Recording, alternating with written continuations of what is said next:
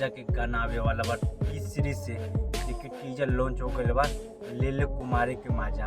एकदम धुन आयल बा भैया, मुझसे शादी करोगे, मतलब यह धुन है। एकदम अंकुश भैया आवत अड़े ऑटो से एकदम बवाल करके लगा था कि बराती राती आवत अड़े का, और उससे एकदम माहौल बा एकदम गाना में, मतलब टीजर में। और दूसरी बात यह भैया, गनमा लिखले बाड़े बोच रमपुरिया, जो कि एक से एक हिट गाना दिले बाड़े अंकुश राजा के। और दूसरी बात यह भैया कि पुराना गाना है और नया वर्जन में एकदम लॉन्च करल गेल बा। अब पुराना गाना जब भी होवेला और नया वर्जन में लॉन्च होवेला तो पूरा यूपी बिहार झारखंड में एकदम बवाल होवेला। फिर ई तीनों राज्य में बवाल होवेला, फिर पूरा दुनिया में बवाल होला। दुनिया में बवाल होला तो ट्रेंडिंग नंबर 1 पे जाला, और ट्रेंडिंग नंबर 1 पे जाला भैया तो पैसा का एकदम खजाना हो जाला।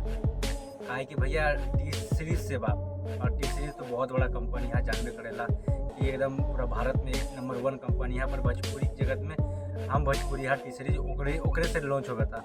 मतलब काहे का मतलब ये भैया बहुत एकदम बवाल करी आवे वाला समय में। काहे कि एकदम कमिंग सून दिखा दिल गया बा, आवे वाला है बहुत जल्द। और हाल ही फिलहाल अंकुश भैया के, मतलब कि राजा भैया के एकदम जन्मदिन रहला कल ही के दिन में, और उहे अवसर पर एकदम गाना लॉन्च कैल बा, मतलब कि टीजर बहुत बवाल हो आवे वाला समय में। जय हिंद। और नया बनी तो हमारो चैनल पर लाइक सब्सक्राइब कर ली भैया, काहे कि बहुत कम व्यूज आता है। जय हिंद।